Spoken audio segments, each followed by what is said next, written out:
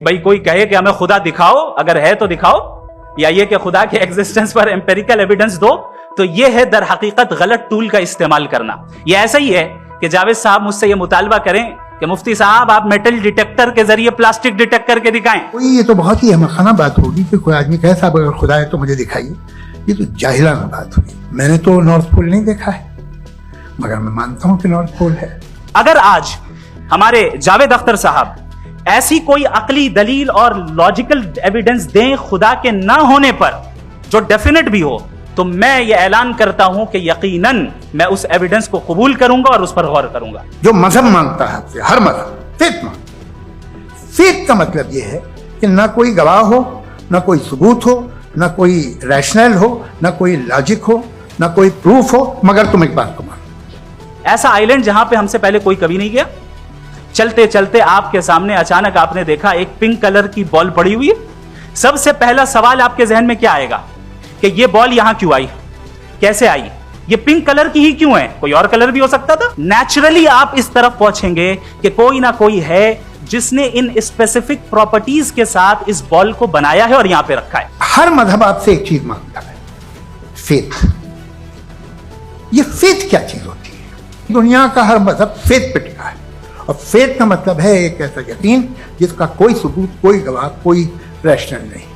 سارے مذہب سب جانتے ہیں یہ دنیا کیسے بنی تھی، کیسے مٹے گی، مرنے کے بعد کیا ہوگا، ان کو سب علم ہے. ان کو کسی کو ڈائنوسر ہوتے تھے پہلے یہ نہیں پتا تھا، کسی کو نہیں پتا. اور سجنوں، ڈز گاڈ ایگزسٹ؟ اس سوال کا جواب سب اپنے اپنے تئیں کھوجنے کی کوشش کر رہے ہیں.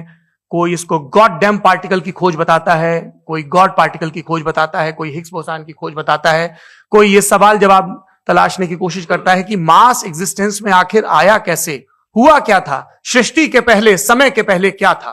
اور کوئی یہ کہتا ہے کہ یہ ساری کھوجیں جس مستشک میں ہو رہی ہیں پرکرتی کے کرم میں، وہ کیسے وکست ہوا. میں امید کرتا ہوں کہ ہم آج ان بنیادی سوالوں کے کچھ جواب حاصل کرنے میں کامیاب ہوں. میں سب سے پہلے منچ پر آمنترت کر رہا ہوں مفتی شمائل ندوی صاحب کو. آئیے سر. جی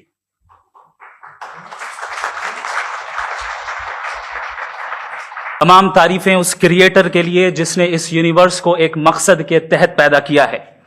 ریسپیکٹڈ جناب جاوید اختر صاحب، مسٹر سوربھ دیویدی، اور respected audience, thank you all for being here today.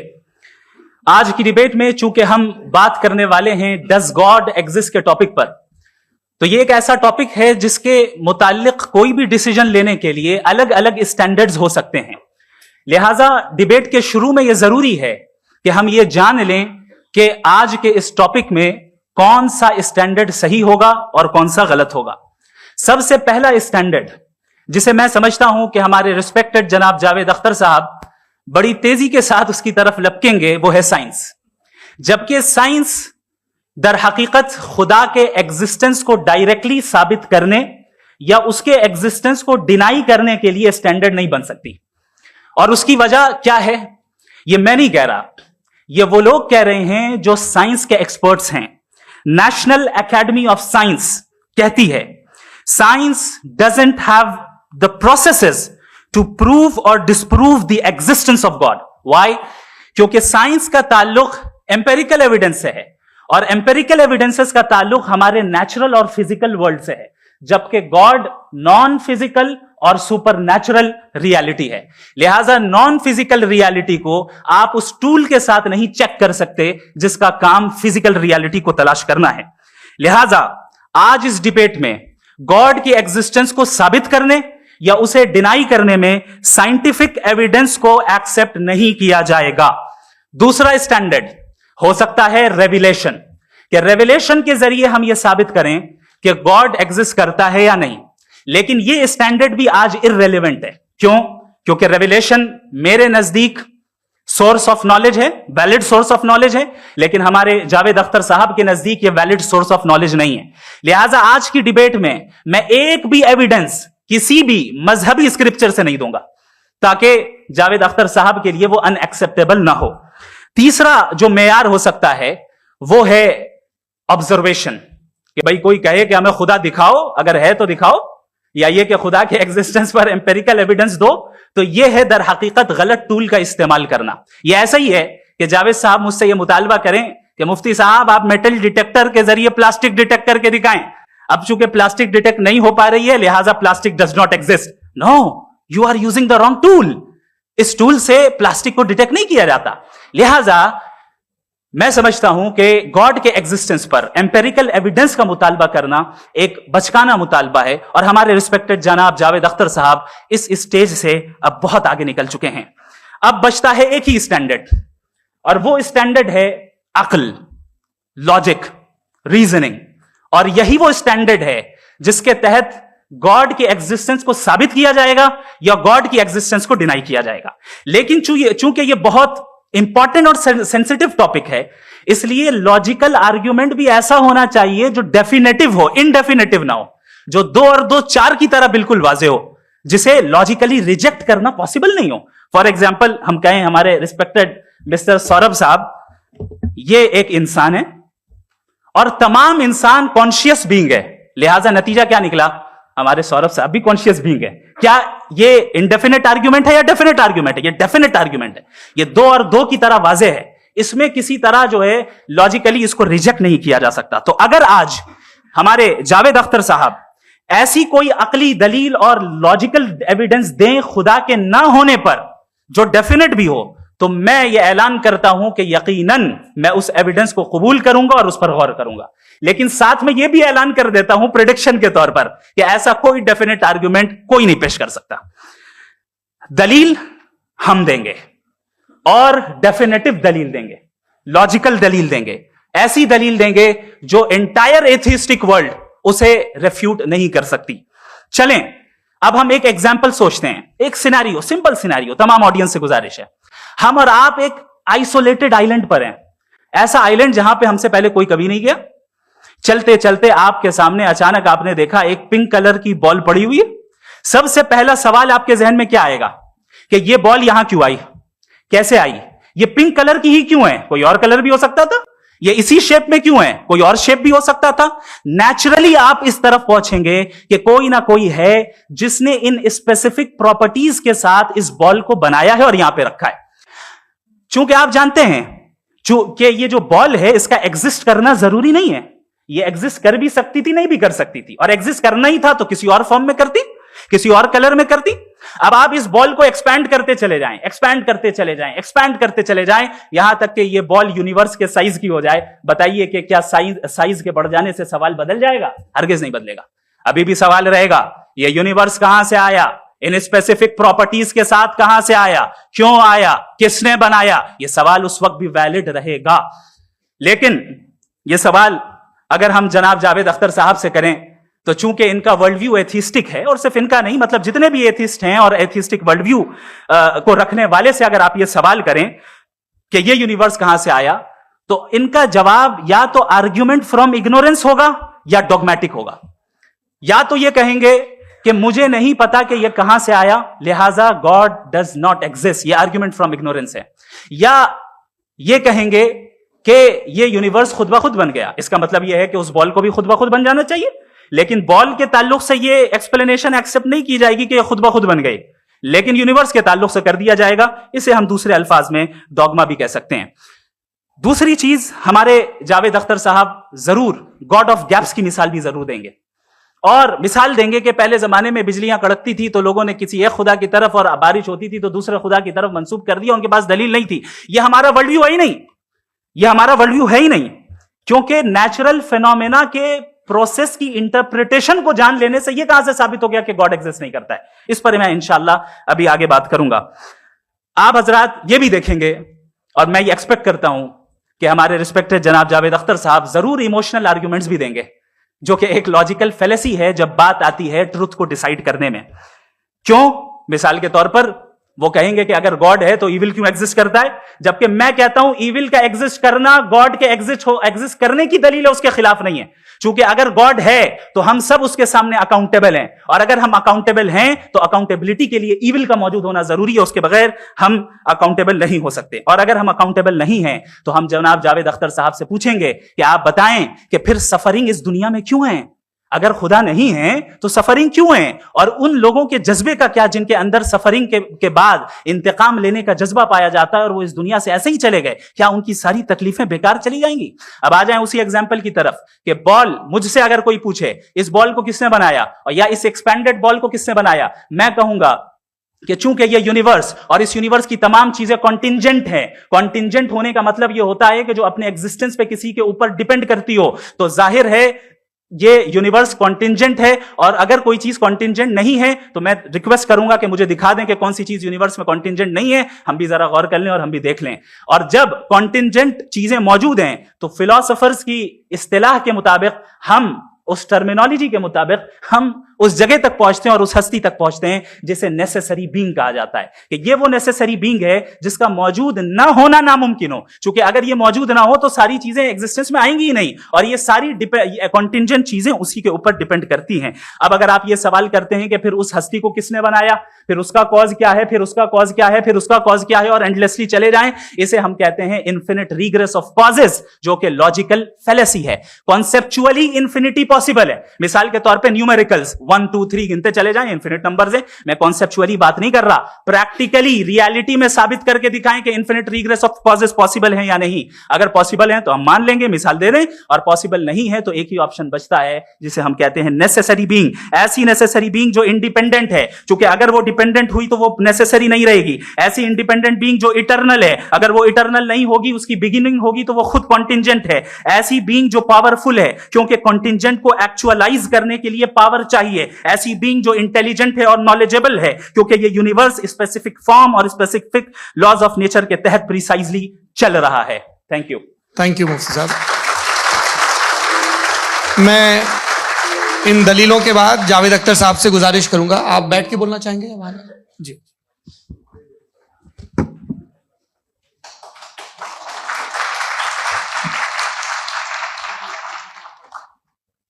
پہلے تو میں مفتی صاحب کو ایک اچھی خبر دینا چاہوں گا کہ میری نالج سائنس کے بارے میں بڑی معمولی ہے، تو آپ فکر نہ کریں اس کی، لیکن کچھ کامن سینس ہے مجھ میں.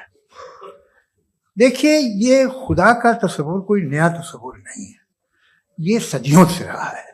یہ کچھ ریلیجن 3000 سال پرانے ہوں گے، 4000 سال پرانے ہوں گے، لیکن انسان کوئی 10,000 12,000 سال سے ایگزسٹ کرتا ہے ہومو سیپین کی شکل میں، اور ہمیشہ کچھ نہ کچھ مذہب رہے.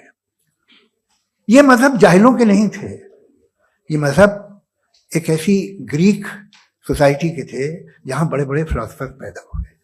یہ مذہب ایجپشینز کے تھے جنہوں نے پیرامڈز بنائے تھے.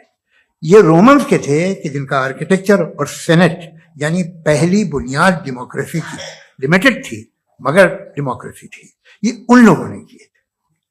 تو ان کا جو جوپیٹر تھا، را تھا، زیوس تھا، انہیں اس پہ اتنا ہی اعتماد تھا جتنا آج کسی مذہبی آدمی کو اپنے خدا پہ ہوگا.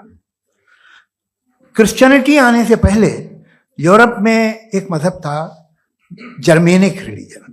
اس کا ایک خدا تھا، اس کی ایک بیوی تھی، اس کے 2 بیٹے تھے، ایک بیٹی تھی. پھر جرمنی میں جب یورپ میں کرسچینٹی آئی تو وہ خدا، اس کی بیوی اور پورے خاندان چلا گیا.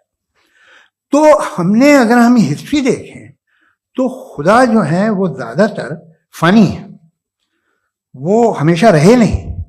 اور وہ جو لوگ انہیں مانتے تھے ان کو آپ کہیں وہ تو جاہل تھے، انہیں تو کچھ پتہ ہی نہیں تھا. ایسا نہیں ہے، وہ اپنے وقت میں بڑے قابل لوگ تھے اور اپنے وقت میں انہوں نے بڑے بڑے کام کیے ہیں.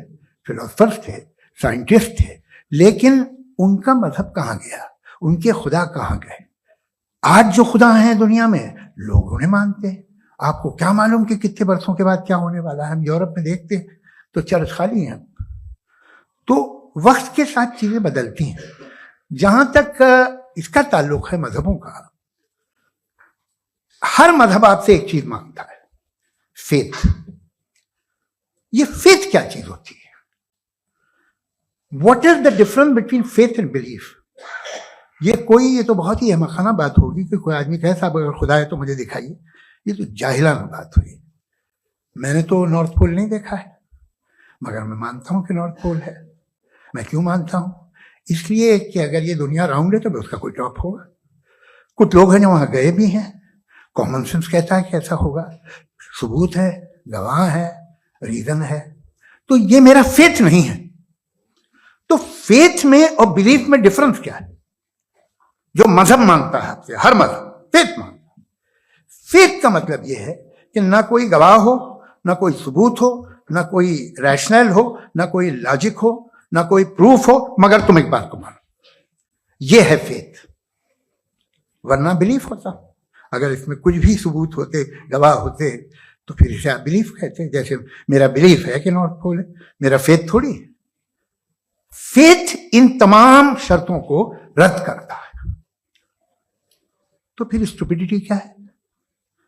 اگر میں ایک بات ایسی مانوں جس کی نہ کوئی لاجک ہے، نہ کوئی ریشنل ہے، نہ کوئی پروف ہے، نہ کوئی گواہ ہے،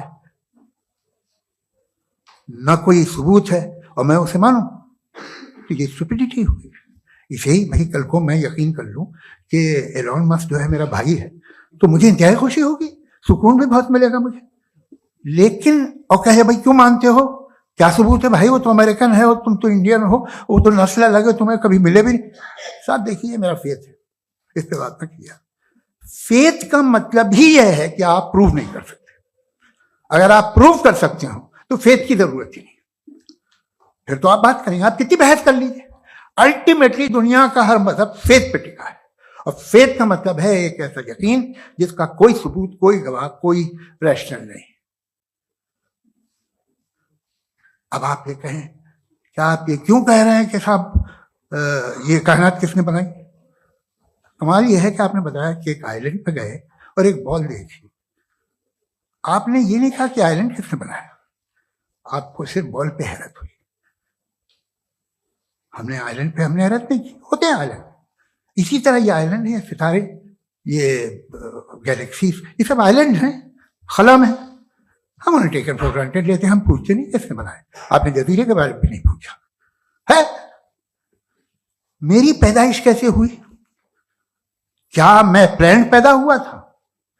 I was plan to be born, یا ایک لکی اسپرم تھا جو کسی ایک سے چپک گیا؟ میری پیدائش random.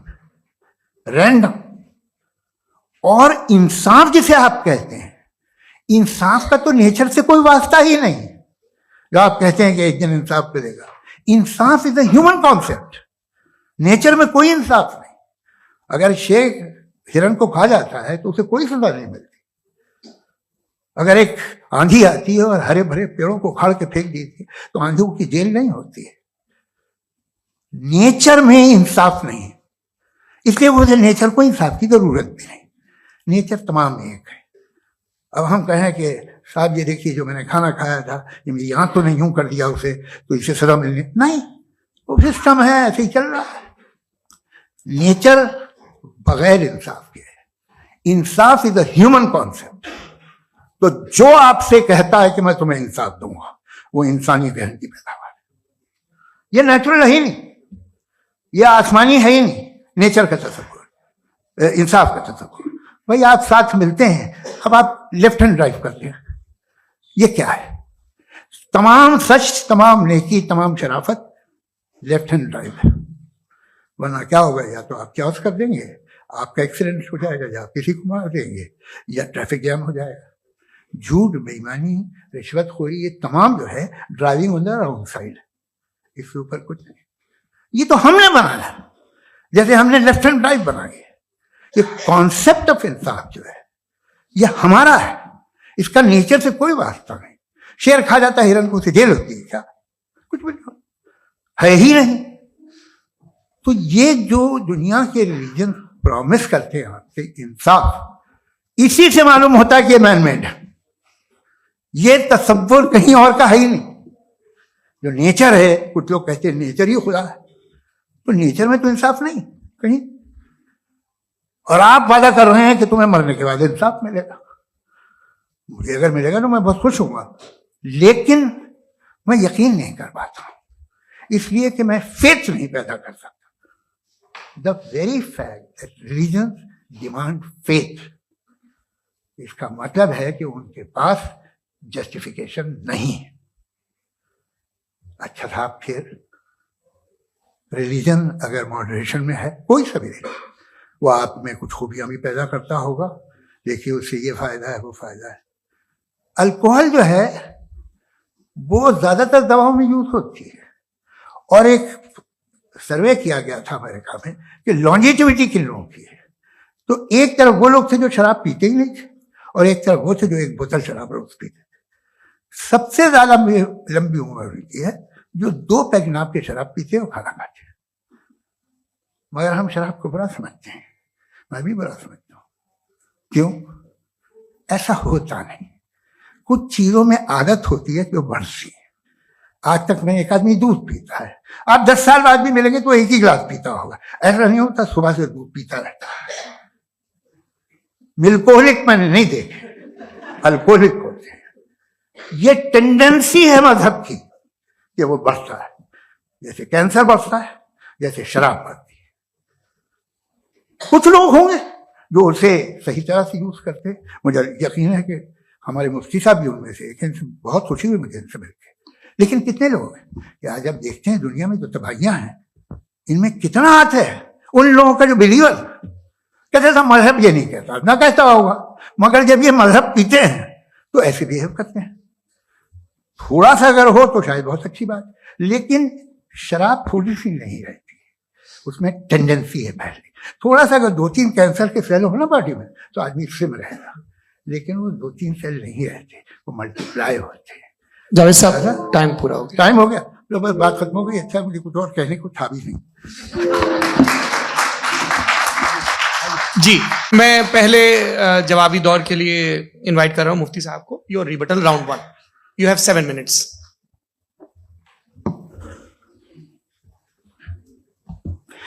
Thank you very much Javed साहब, आपकी बात को सुनकर बड़े महजूज हुए हम लोग। महजूज, do you understand? We enjoyed. Okay, अब थोड़ा सा लॉजिकली उसको हम लोग देखते हैं। दरअसल हम लोगों ने कल गुजारिश की थी मुफ्ती साहब से भी, जावेद साहब से भी, कि हिंदुस्तानी जबान आम फहम सबको समझ में आ जाए, और जहां कहीं आप मुश्किल शब्द इस्तेमाल करें वहां बताते भी चलें। Thank you. तो सबसे पहले हमारे रिस्पेक्टेड जावेद साहब ने हवाला दिया कि खुदा फानी है। कितने मजहब आगे चले गए, किसी ने जुपिटर को खुदा माना, किसी ने किसी को माना। मैं कहता हूं जिसने कॉन्टिंजेंट चीज को खुदा माना, गलत माना, वो खुदा ही नहीं, वो खुदा ही नहीं है। हम तो नेसेसरी बीइंग को साबित करने बैठे हैं, वो नेसेसरी कॉज जो इटरनल है, जो अबदी भी है और अजली भी है। हम किसी और को साबित करने नहीं बैठे। दूसरी चीज, उन्होंने कहा कि फेथ एंड बिलीफ, ये एक ऐसी डेफिनेशन है फेथ की जो इन्होंने पहली मर्तबा पेश की है, या माफ कीजिएगा, इन्होंने पहली मर्तबा पेश नहीं की है, रिचर्ड डॉकिंस ने पहली मर्तबा पेश की है। मुझे मालूम है ये सोर्स कहां से है। एपिस्टेमोलॉजिकली फेथ और बिलीफ का फर्क आप इस तरह नहीं कर सकते सर। फेथ सही भी होता है, गलत भी होता है, बिलीफ सही भी होता है, गलत भी होता है। जो लॉजिक, रीजन और एविडेंस से बैक्ड होगा वो फेथ सही होगा। और आप जिस फेथ की बात कर रहे हैं कि इलॉजिकल है और उसके पीछे नहीं है, तो we are on the same page. हम नहीं मानते उस फेथ को, जो फेथ ऐसा हो जिसके पीछे कोई लॉजिक ना हो, एविडेंस ना हो, हम नहीं मानते। हम तो उस फेथ के कायल हैं जिसके पीछे लॉजिक हो और एविडेंस हो। तो बिलीफ सही भी होता है, गलत भी होता है, फेथ भी सही होता है और गलत भी होता है। तो आज फेथ और बिलीफ के डिफरेंस पे बात नहीं हो रही है। आज आप चाहे फेथ एक्सेप्ट कर लें या बिलीफ एक्सेप्ट कर लें, आज ये बात होगी कि ट्रूथ क्या है, चाहे ट्रू बिलीफ सही है या ट्रू फेथ सही है, और फॉल्स फेथ क्या है और फॉल्स बिलीफ क्या है, बात इस पे हो रही। दूसरी चीज इन्होंने पूछा, स्टुपिडिटी फिर क्या है? अगर फेथ रिलीजन स्टुपिडिटी नहीं है तो और क्या है? चूंकि फेथ का मुतालबा करते हैं तो स्टुपिडिटी क्या है? मैं कहता हूं स्टुपिडिटी एथिज्म है। उसकी वजह यह है कि आप एक सड़क पे जा रहे हो और आप किसी गार्डन में जाएं और देखें वहां लिखा है फूलों के साथ, I love Javed Akhtar, and I really do, I love you sir. So जब आप वहां पर पहुंचे तो वहां पहुंचकर अब ये बताएं, क्या आप ये कहेंगे wow what a natural selection? ये क्या नेचुरल सिलेक्शन है? नहीं, ये प्रिसाइजली डिजाइंड है, इसके पीछे डिजाइनर है। लिहाजा अगर कोई एक ऐसी कॉमन सेंस की बात को कबूल नहीं कर रहा है कि यूनिवर्स जो इतने प्रिसाइजली काम कर रहा है, हम कह दें कि खुद ब खुद बन गई, मैं समझता हूं इससे बड़ी स्टुपिडिटी और कुछ नहीं है। ये इरैशनल चीज है। फिर हमारे सर ने कहा कि आपने बॉल पे फोकस किया, आइलैंड पे फोकस नहीं किया। अरे आइलैंड को किसने बनाया, यही समझाने के लिए तो बॉल की मिसाल दे रहा हूं। और बॉल भी कॉन्टिंजेंट है, आइलैंड भी कॉन्टिंजेंट है, दोनों नेसेसरी बीइंग का मुतालबा करते हैं। आगे इन्होंने कहा कि नेचर में कोई इंसाफ नहीं है, हम डिसाइड करते हैं कि मोरालिटी क्या होती है, इंसाफ क्या होता है। ہم ڈیسائیڈ کرتے ہیں جیسے ڈرائیونگ سیٹ میں ٹریفک والا, یہ تو کسی خدا نے نہیں کہا, یہ ہے, اسے کہتے ہیں فالس ایکویویلنس, یہ ایک لاجیکل فیلیسی ہے. آپ نے جو ہے مثال دی ڈرائیونگ کی اور ٹریفک کی, یہ سبجیکٹو مورالٹی ہے. آپ سبجیکٹو مورالٹی کو مثال بنا کر آبجیکٹو مورالٹی کے اوپر نہیں تھوپ سکتے. انصاف کی آبجیکٹو مورالٹی, اگر آپ یہ کہتے ہیں کہ نیچر میں انصاف نہیں ہے تو انصاف کا نہ ہونا یہ نیچرل ہوا, تو پھر نیچر کو نیچر رہنے دے, کیوں ہم اتنا اسٹرائیو کر رہے ہیں دنیا میں انصاف لانے کے لیے؟ یہ تو illogical بات ہے, irrational بات ہے. اس لیے بہت سی چیزیں ایسی ہیں جو آبجیکٹولی جو ہے ایول یا گڈ ہیں, اور بہت سی چیزیں ایسی ہیں جو سبجیکٹولی ہیں. سبجیکٹولی جو مورل ہوتا ہے یا امورل ہوتا ہے اس کو ہم سوشل کنسنسس سے یا پرسنل پریفرنس سے ڈیسائیڈ کرتے ہیں, لیکن جو آبجیکٹو مورالٹی ہے جس میں انصاف آیا, جو انہوں نے بار بار ریپیٹ کیا, یہ آبجیکٹو ہے, سبجیکٹو نہیں ہے. اگر آپ کہتے ہیں یہ سبجیکٹو ہے تو میرا سوال آپ سے یہ ہے, کیا سوشل کنسنسس کے ذریعے اگر ظلم کو صحیح قرار دے دیا جائے گا تو آپ ظلم کو جسٹیفائی کریں گے؟ دوسری چیز, انہوں نے یہ کہا کہ 2 پیک شراب پی لیں تو وہ اتنے پہ نہیں رہتا, بڑھ جاتا ہے. یہی معاملہ مذہب کے ساتھ ہے. 2 پیک آپ پی لیں بڑھے گا, تو یہ ایک ایسی مثال ہے, اس کو کہیں بھی فٹ کر لیں کہ آپ ایتھزم پہ جب فٹ کریں, جب آپ 2 پیک ایتھزم کا لیں گے نا تو وہ بڑھ بڑھ کے نارتھ کوریا بنے گا. Thank you.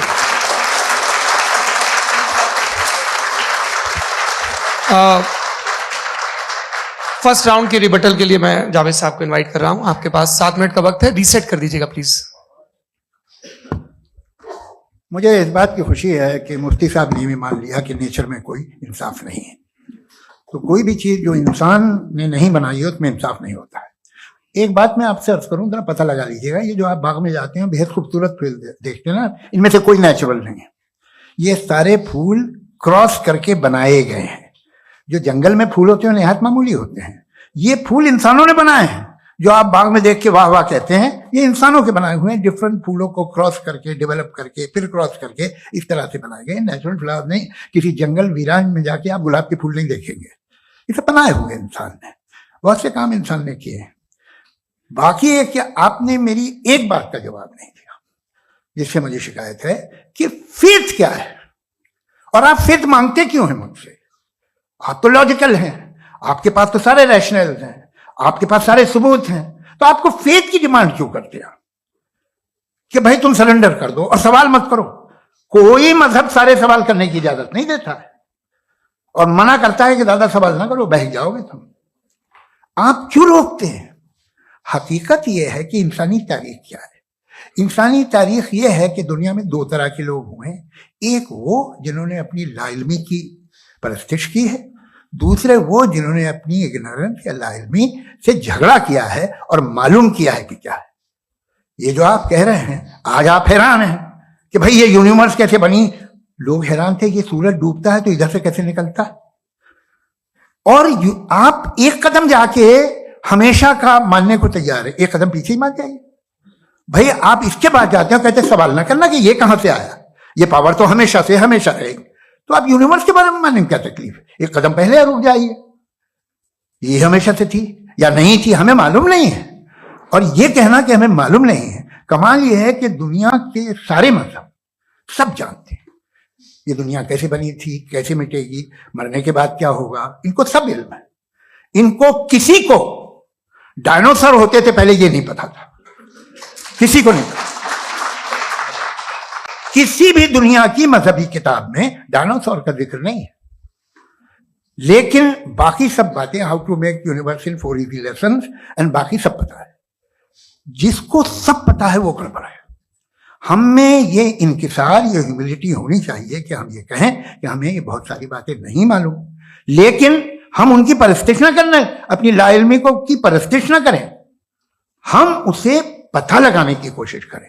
جس دنیا میں آپ بیٹھے ہیں سر, یہ ہال جو ہے, یہ الیکٹریسٹی جو ہے, یہ مائک جو ہے, جس ہوائی جہاز سے آپ آئے تھے, وہ جس کار سے آپ یہاں آئے ہیں, یہ سب ان لوگوں کی بنائی ہوئی ہے جنہوں نے سوال کیے تھے. یہ دنیا جس میں آپ آج آرام سے ہیں, یہ ان لوگوں کی بنائی ہے کہ جنہوں نے سوال کیے تھے, اور ہر اسٹیج پہ ان سوالوں کو مکروہ کہا گیا تھا, غلط کہا گیا تھا. آپ ذرا تاریخ پڑھیے, ایک بڑی دلچسپ کتاب ہے برٹرنڈ رسل کی, جس میں اس نے ریلیجن اینڈ سائنس کہ کب سے ریلیجن جو ہے سائنس کے اگینسٹ ہے, اور حد تو یہ ہے کہ بھاپ کے انجن کے خلاف تھے, اسٹیم انجن کے بھی خلاف تھے, اور فتوے ہوئے ان پہ, ویٹیکن نے دیے. تو یہ ہمیشہ, ابھی جیسے ہی یہ رائٹ ونگر آتے ہیں امریکہ میں پاور میں, تو وہ جو اپنا یہ کیا بولتے ہیں اسے, سیڈ کیا ورڈ ہے, سیڈ کیا جو, ہاں نہیں سیڈ جو ہوتے جی نہیں بھائی, وہ جو ہیومن باڈی کے